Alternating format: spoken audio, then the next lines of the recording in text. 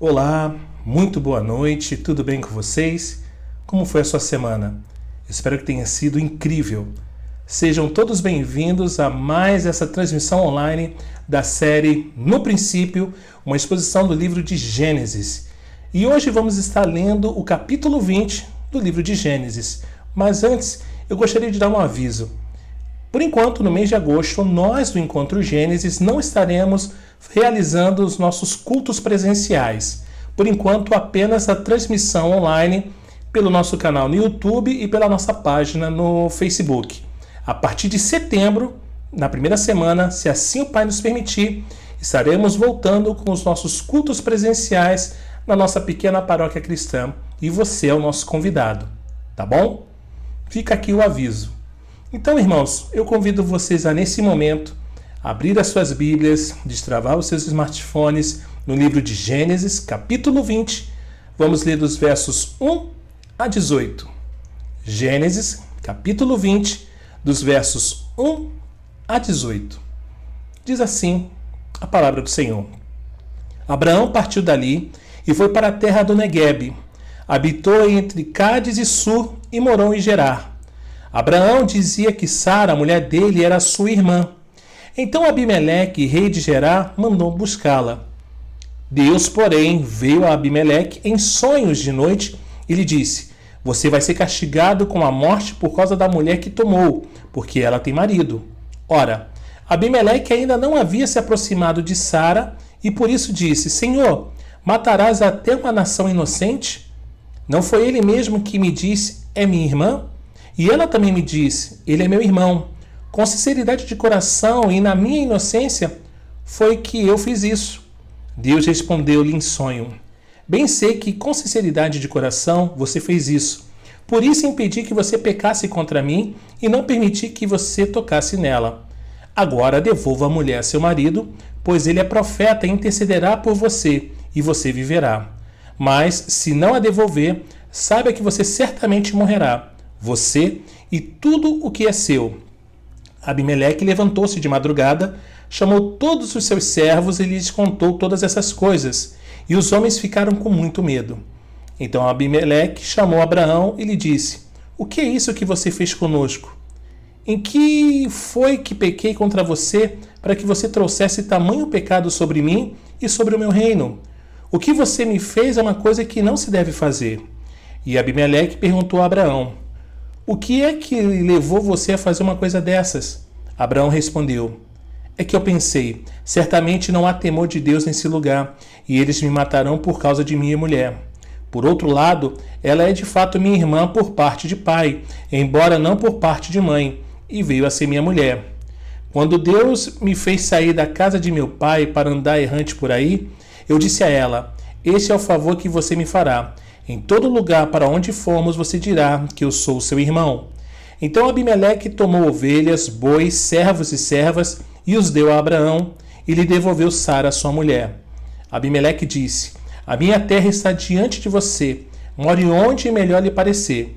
E a Sara lhe disse: Dei 1000 moedas de prata a seu irmão, como compensação por tudo que aconteceu com você, e diante de todos você está justificada.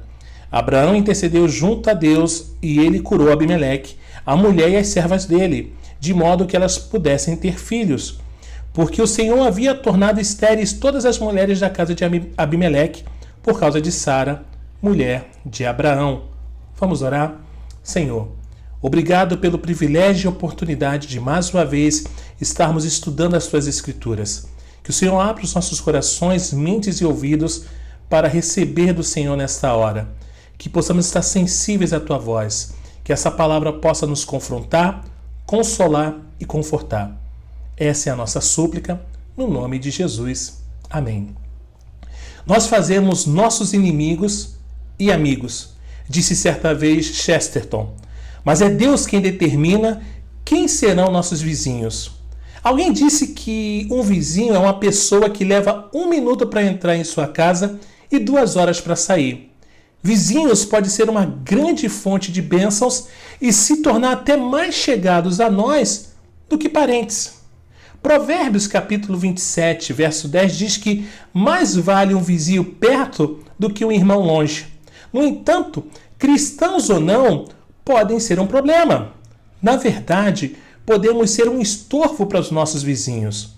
Costumamos pensar em Abraão como um homem que estava sempre realizando grandes atos de fé e nos esquecemos de que sua vida diária era uma rotina constante.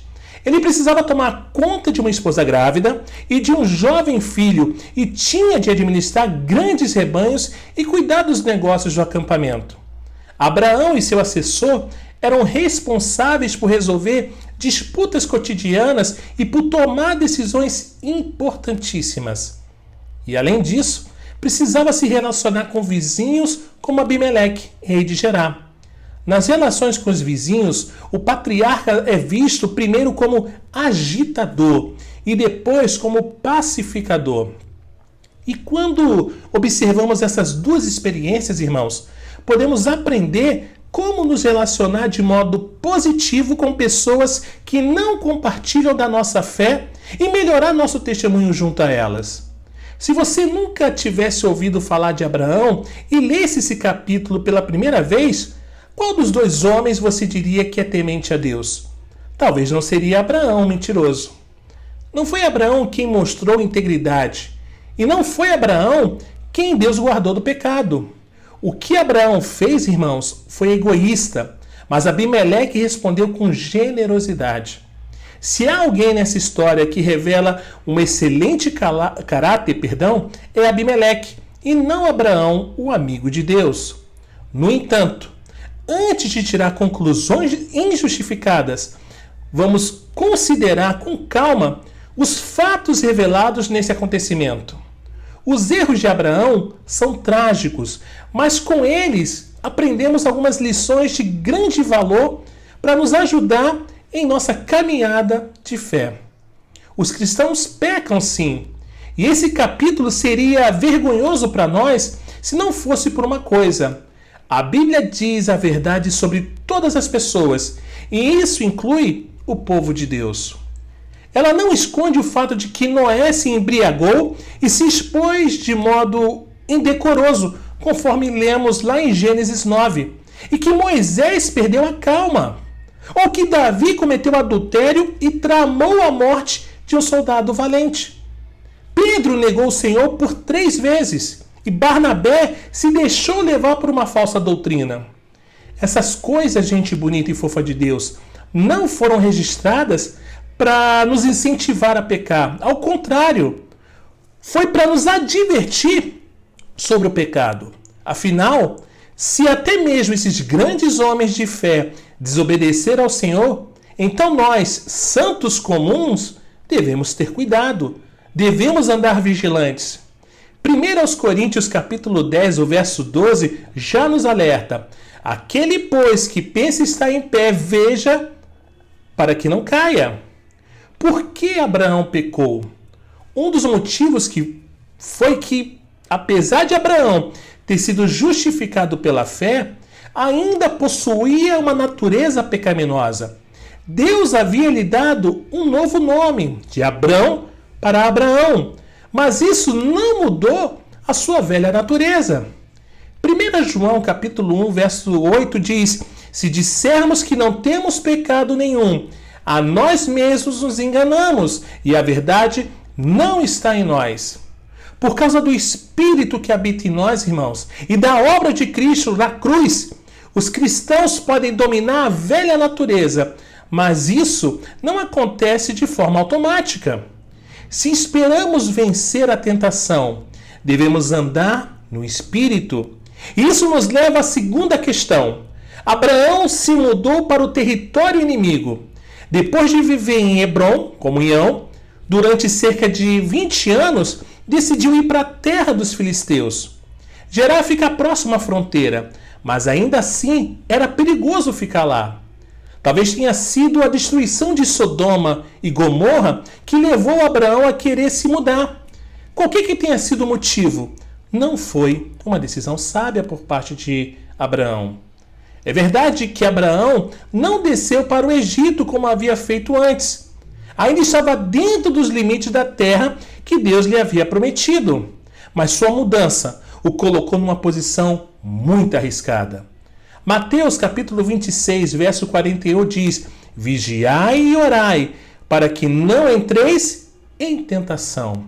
Depois de chegar em Gerá, Abraão começou a andar pelas aparências e não pela fé, pois passou a ter medo, conforme o verso 11. Abraão respondeu: é que eu pensei, certamente não há temor de Deus nesse lugar, e eles me matarão por causa de minha mulher. O medo de homens e a fé em Deus são duas coisas que não podem habitar juntas no mesmo coração. Provérbios capítulo 29, verso 25 afirma: quem teme ao homem arma ciladas, mas o que confia no Senhor está seguro.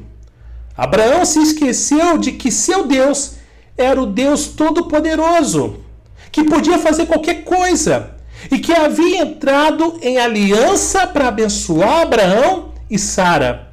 No entanto, o motivo fundamental do erro de Abraão foi o triste fato de que ele e Sara não haviam se arrependido do pecado que havia cometido no Egito, conforme Gênesis 12. Eles admiraram sua transgressão a Faraó e a confessaram a Deus, mas o fato de ela aparecer novamente indica que não tinham se arrependido inteiramente, nem deixado para trás esse pecado. Na verdade, gente bonita e fofa de Deus, o pecado havia ficado ainda pior, porque Sara passou a mentir com Abraão. Vamos ler o verso 5? Não foi ele mesmo que me disse: é minha irmã? E ela também me disse: ele é meu irmão. Com sinceridade de coração e na minha inocência foi que eu fiz isso. As coisas certamente não vão muito bem em um lar unido por uma mentira. Uma admissão descomprometida do pecado não é o mesmo que uma confissão feita com o coração quebrantado. É bem diferente. Se temos uma atitude correta, vamos odiar nosso pecado e sentir horror de nós mesmos por ter pecado, recusando até a lembrança de tal transgressão. Não vamos sentir alegria, gente bonita e fofa de Deus, lembrando dos nossos pecados passados. Não existe isso. As pessoas que relembram seus pecados com alegria e prazer, em momento algum se arrependeram verdadeiramente, nem viram quão pecadores são de fato. William James, o pai da psicologia norte-americana, escreveu: para aqueles que confessam, as dissimulações chegaram ao fim e começaram as realidades. Abraão e Sara haviam se convencido de que não estavam contando nenhuma mentira, apenas uma meia-verdade. Verso 12. Por outro lado, ela é de fato minha irmã por parte de pai, embora não por parte de mãe, e veio a ser minha mulher. E supostamente, meias-verdades não são tão vergonhosas quanto mentiras inteiras. São ainda piores, irmãos. Frederick Meyer disse que uma mentira consiste tanto da motivação quanto das palavras em si.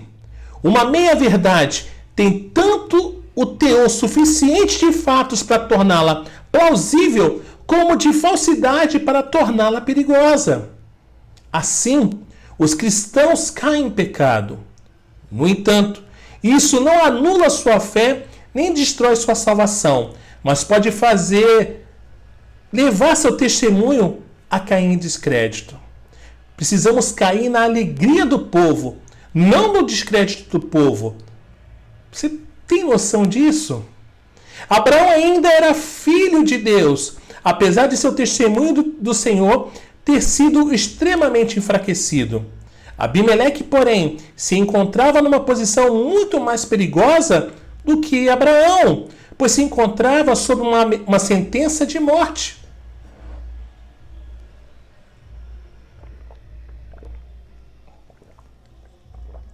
Abimeleque, irmãos, era um homem íntegro, e quando Deus lhe falou, ele obedeceu. Possuía muitas qualidades excelentes, contudo, não cria em Deus e, portanto, era um homem morto. Isso não minimiza a enormidade do pecado de Abraão, pois seu proceder não foi digno de um crente em Jesus. No entanto, diante de Deus, Abraão e Abimeleque se encontravam em duas posições diferentes. Um deles era salvo, o outro estava perdido. Assim, qualquer pessoa não salva que deseje usar Gênesis 20 como munição contra os cristãos, vocês são todos os hipócritas, deve refletir melhor sobre sua situação espiritual diante do Deus Todo-Poderoso. Se uma pessoa não salva concorda com o que a Bíblia diz sobre Abraão, que ele mentiu, então também deve concordar com o que a Bíblia diz sobre ela, que está morta em suas transgressões e pecado. Apesar de sua desobediência, Abraão era aceito diante de Deus. Abimeleque, no entanto, era rejeitado e vivia sob a condenação divina. Deus disciplinou Abraão, mas condenou Abimeleque. Quando os cristãos pecam, eles sofrem. Charles Spurgeon disse: Deus não permite que seus filhos pequem com sucesso. Quando desobedecemos a Deus deliberadamente, sofremos tanto as consequências de nossos pecados quanto a disciplina da mão de Deus, a menos que nos arrependamos e nos humilhemos. Em sua graça, Deus perdoará nossos pecados, mas em sua soberania deve permitir que o pecado produza uma triste colheita. Os Salmos 32 e 51, irmãos, ilustram muito bem o que aconteceu a Davi física e espiritualmente enquanto não se arrependeu e confessou seus pecados ao Senhor. Sugiro que os irmãos leiam. Levou apenas alguns segundos para Abraão contar uma mentira, mas essa mentira consistiu em muito mais do que simples sons de ar saindo por entre seus lábios. Se tornou uma semente plantada que cresceu e deu frutos amargos. E Deus, irmãos, simplesmente detesta mentiras. Ele é o Deus da verdade. O Espírito é o Espírito da verdade. E a palavra é a palavra da verdade. Matthew Henry disse que uma língua mentirosa dura apenas um momento. A verdade é a filha do tempo, e com o tempo ela se revelará. O que essa mentira custou então para Abraão, pastor Léo? Para começar, custou-lhe o seu caráter. Custou o seu caráter. Philip Brooks disse: o propósito da vida é construir o caráter mediante a verdade. Deus não está apenas salvando almas e levando as pessoas para o céu. Por meio de testes e provações da vida, torna as pessoas salvas mais semelhantes a Jesus Cristo e assim glorifica seu nome. Aleluia. Abraão parou de perguntar o que é certo e começou a perguntar o que é seguro. E isso levou à sua queda. Uma vez que o sal perde o sabor, como fazê-lo voltar ao que era? Além disso, perdeu seu testemunho. Como Abraão poderia falar a seus vizinhos pagãos da verdade de Deus quando ele próprio havia contado uma mentira?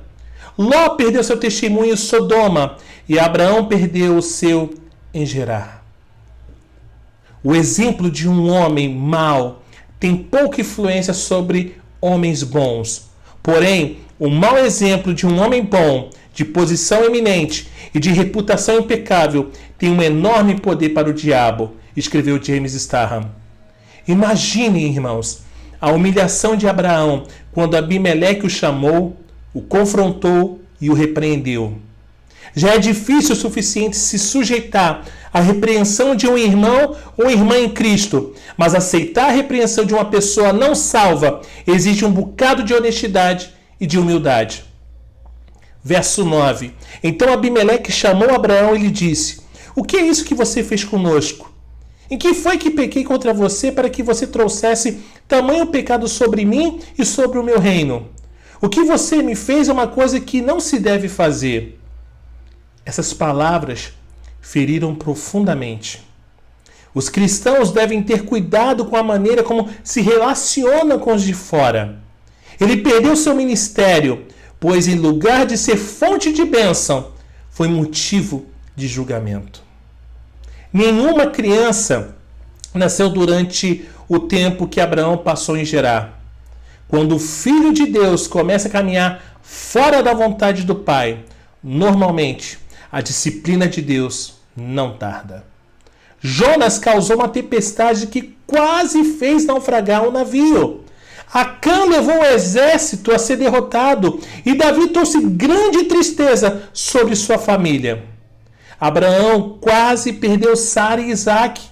E naquele tempo, o rei tinha o direito de tomar para seu harém qualquer mulher solteira que lhe aprovesse. Abimeleque pensou que Sara era uma mulher solteira, de modo que a tomou para si. E se não fosse pela intervenção de Deus, o rei teria consumado fisicamente. Ele teria consumado fisicamente o seu relacionamento com ela. Aquilo que o rei fez colocou em perigo o grande plano de Deus para a salvação, de modo que o Senhor teve de agir para proteger Sara e Isaque. Sempre que fazemos alguma coisa que obriga a Deus a intervir miraculosamente, irmãos, estamos tentando o Senhor. E tentar a Deus é pecado. Talvez uma das consequências mais lamentáveis do pecado de Abraão tenha sido o fato de que Isaque fez a mesma coisa anos depois, como vamos ver lá em Gênesis 26. Mas eu não vou falar, porque senão será spoiler. É triste quando nossos pecados afetam pessoas de fora, mas é ainda mais triste quando são imitados por nossa própria família. Vocês compreendem a referência que vocês são, que somos para os nossos familiares, para a nossa família, que ainda não conhece Jesus? Na verdade, irmãos, a mentira de Isaque foi pior que a do pai, pois de fato Sara era meia-irmã de Abraão, enquanto Rebeca era apenas prima de Isaque. Quando os cristãos pecam, são disciplinados por Deus até que cheguem ao arrependimento e à confissão. E essa disciplina não é agradável, mas é extremamente proveitosa e no final produz alegria e santidade para a glória de Deus. Os cristãos que pecam podem ser perdoados e restaurados. Apesar de não defender o pecado de Abraão, Deus defendeu Abraão e controlou as circunstâncias de modo que seu servo não fosse completamente abatido. Na verdade, Deus chamou Abraão de profeta e disse que a intercessão de Abraão era a única coisa que separava Abimeleque da morte, conforme o verso 7. O fato de Deus ter respondido à oração de Abraão por Abimeleque mostra que Abraão havia confessado seu pecado e que o Senhor o havia perdoado. Deus não rejeita seus filhos quando pecam, assim como um pai ou mãe não rejeita um filho desobediente. Abraão foi justificado pela fé e era um homem reto diante de Deus. A justificação não muda.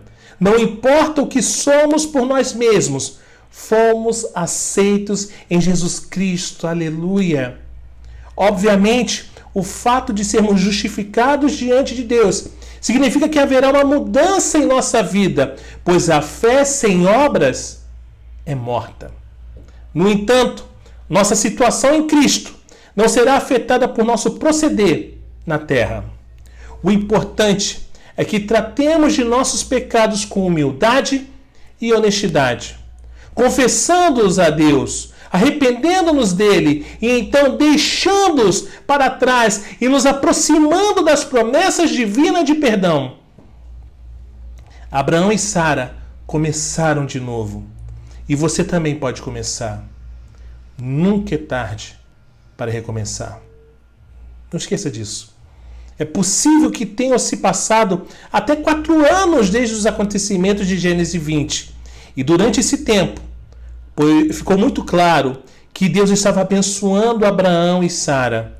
Sempre que um cristão é restaurado à comunhão com o Senhor, Deus pode voltar a abençoá-lo.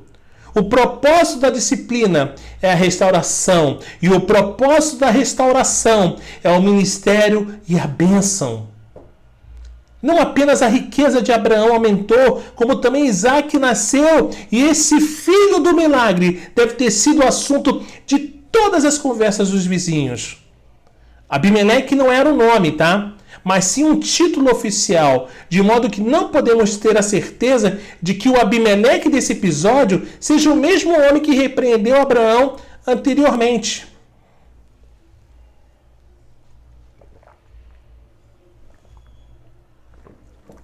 O fato de ele querer uma garantia da fidelidade de Abraão indica que a falsidade do patriarca levou à falta de confiança por parte de seus vizinhos.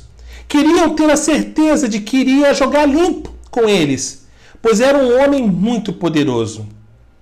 Que testemunho! Deus é contigo em tudo o que fazes. Abraão não permitiu que um lapso na fé o derrubasse. Colocou sua vida em ordem com Deus e começou novamente. James Starham disse: os homens não devem ser julgados pela presença ou ausência de defeitos, mas sim pelo rumo da sua vida. Deus, irmãos, está disposto a nos abençoar quando nos posicionamos para ser abençoados. Enquanto estava vivendo em Hebrom, Abraão havia se afiado a alguns dos líderes da região, de modo que não havia problema algum em fazer um acordo com Abimeleque. Com isso, Abraão não estava comprometendo o seu testemunho. O povo de Deus coopera com várias pessoas diferentes, em diferentes momentos e com diferentes propósitos. E o cristão que tem discernimento sabe quando uma aliança não está de acordo com a vontade de Deus. Olha que interessante, irmãos. A água ainda é um bem muito precioso na Terra Santa. Hoje em dia, são usados vários métodos de irrigação. No tempo de Abraão, por exemplo, eram necessários cavar poços e guardá-los com cuidado. Se alguém não vigiasse seu poço, os inimigos poderiam se apossar dele ou enchê-lo. O tratado não havia adiantado muito, pois alguns dos servos de Abimeleque tinham tomado à força o poço de Abraão. Abraão teve a atitude correta e confrontou seu vizinho com os fatos, mas Abimeleque declarou que não sabia de absolutamente nada. Estaria dizendo a verdade? Só Deus sabe, mas Abraão providenciou para que o problema não se repetisse.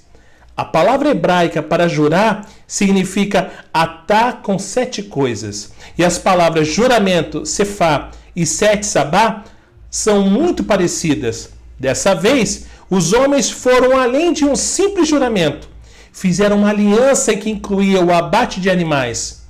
Ao andar no meio das carcaças dos animais, na realidade, Abraão e Abimeleque estavam dizendo que Deus faça o mesmo até mais conosco, se não mantivermos nossa aliança um com o outro. Era um assunto muito sério, irmãos. No entanto, Abraão foi ainda mais longe. Separou 7 cordeiras de grande valor como testemunhas vivas de que ele havia cavado um poço e que a água lhe pertencia. Deu as cordeiras a Abimeleque.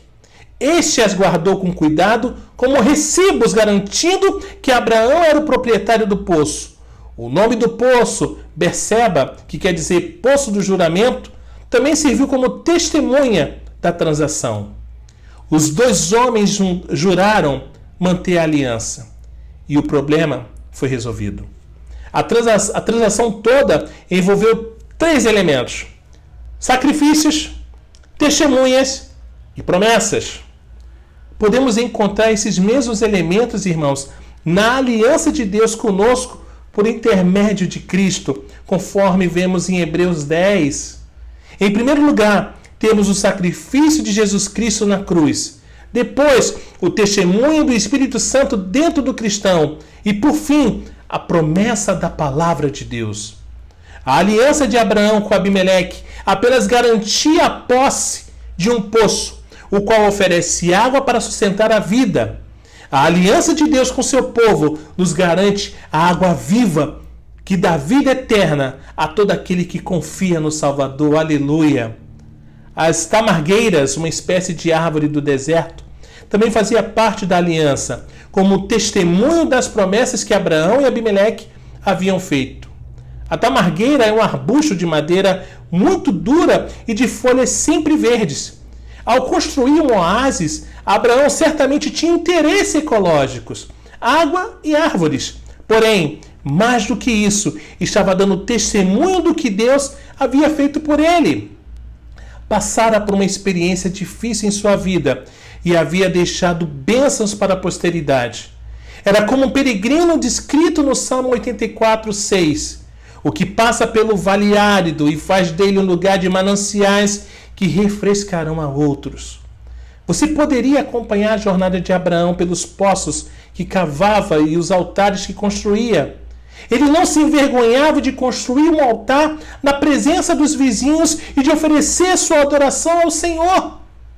Um novo nome para Deus é apresentado nesse verso. Eloã, o Deus eterno. Abraão já conhecia Elion, o Deus Altíssimo, e El Shaddai, Deus Todo-Poderoso, mas passou a ter um novo nome para usar em sua adoração, El-Olam. É importante que ao longo da vida aprendamos mais e mais sobre Deus, de modo que possamos adorá-lo melhor. Que grande encorajamento, igreja, conhecer o Deus eterno. Os poços desapareceriam, as árvores seriam cortadas, as cordeiras cresceriam e morreriam, os altares ruiriam e os tratados se extinguiriam, mas o Deus eterno permaneceria. Aleluia! Esse Deus eterno havia feito uma aliança perpétua com Abraão e seus descendentes, e havia lhes dado a terra de Canaã como posse perpétua. Ao encarar os anos vindouros, Abraão sabia que Deus não mudaria, o que seria sempre o Deus que, por baixo de ti, estende os braços eternos. A expressão muito tempo nesse verso pode significar até 10 ou 15 anos, pois Isaac era um rapaz quando acompanhou Abraão até o Monte Moriá. Deve ter sido um tempo de paz para Abraão, Sara e Isaac, e um tempo de grande felicidade, enquanto acompanhavam o crescimento de seu filho tão querido. Mal sabiam que o maior teste ainda estava por vir, mas Deus o estava preparando e eles estariam prontos. Que Deus nos bendiga. Amém? Glória a Deus. Irmãos, próxima terça-feira, às 19h30, no nosso canal no YouTube e no Facebook, a nossa live de oração, tá? E você é o nosso convidado a estar participando.